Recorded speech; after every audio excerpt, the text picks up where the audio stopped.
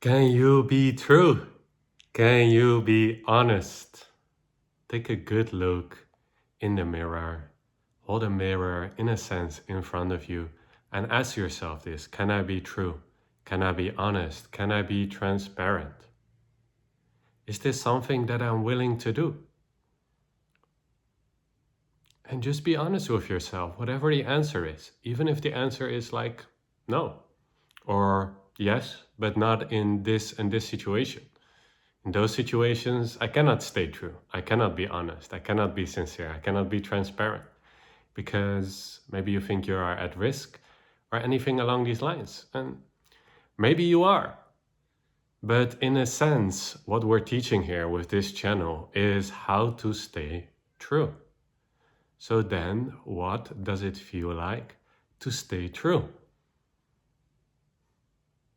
I will just speak from my own direct experience, and then you can see for how it feels to you.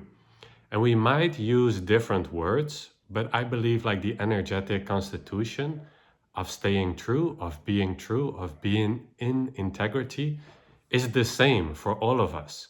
You might just translate it in different ways or use different words to point to it. But feel free, if you really want to get a sense of what it's like to live true, to stay true, to be transparent, to either close your eyes, to just maybe soften your gaze, or to just stay as you are and just see if you can tune into yourself, the part of you that is open, the part of you that is pure, the part of you that doesn't hide, that is not afraid, that is available, that is joyful, that is light, playful, that is not serious, yet earnest, yet honest. It's almost like a riddle, right? Seeming opposite energies, but they're all pointing to that state where you feel whole, where there's a sense of unity, of completion, of being aligned, of feeling good in a holistic way, not for some kind of bad reason, haha, I temporarily feel good, but no, really, like a baseline, true, like a loving, gentle hum, like true, good, aligned. And see if you can just drop in a little bit deeper into that and really get familiar with it, really get cozy with it. Like, all right, what does it really feel like to sit on my own throne, to be truthful, to be honorable? What does it feel like? Be curious, be interested. And try on maybe different words or different descriptions, realizing that it's more than all of those descriptions, but those descriptions, those pointers can help to get more familiar with it. Like, what actually is that act? What does it actually mean, this subtle art of staying true? What does it feel like? Can I embody it? Can I master it? Can I get, in a sense, a grip? Ownership, the ability to respond when circumstances, when challenges in life arise. Can I actually respond from this state of openness, of infinity, of innocence, of truity? I know that's not a word, but we just made it up because it's kind of what it feels like. And please feel free to drop down in the comments below what it feels like to you, what it feels like to you to stay true. And do you believe that you can stay true within your entire life? And there's sort of a gradient to it. And this is also why it's so inviting, because it's scalable. So maybe there could be a challenging circumstances that arises now. Maybe I'll say something that triggers you or offends you, or like, no, I don't resonate with that. Or something else in your life, somebody else, or you get a call after this and it's like, whatever, bad news or seeming bad news. In that moment, you get the opportunity to practice this subtle art of staying true, to master this skill, to actually play the game, not just conceptualize it, but actually be in the field, playing this game, mastering this subtle art of staying true.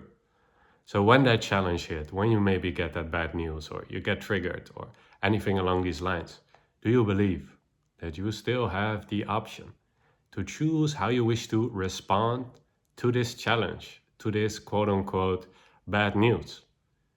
And does it feel inviting, exciting to realize that you actually always have a choice to see how you respond? And you can respond from this state, which we have just been tuning in. And I forgot to say, by the way, I don't know if your eyes are still closed or open, it doesn't really matter. But feel free to be as you are most aligned. And also experiment with this. Try out the different notes. Can I stay honorable in any situation? Can I not react? Just not react. And only respond from an empowered place, not of a place of reaction, because we all know, in a sense, what you resist, what you react to, it will persist.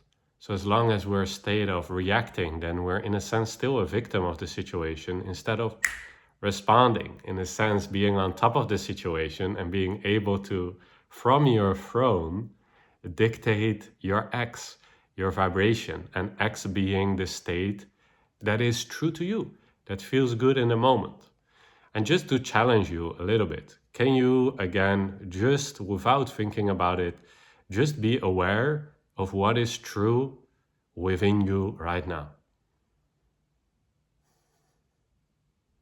No thinking, just intuiting, in a sense, what is true, what is stable, what is unflinching. And don't worry if you don't have access to it, or if you only saw it for like a little millisecond where you felt like, oh yeah, power, freedom, I'm the creator. Even that already helps to break through these layers of conditioning and of keeping ourselves small. Because don't we want to be radiant? Don't we want to be able to respond in any situation from a truthful place?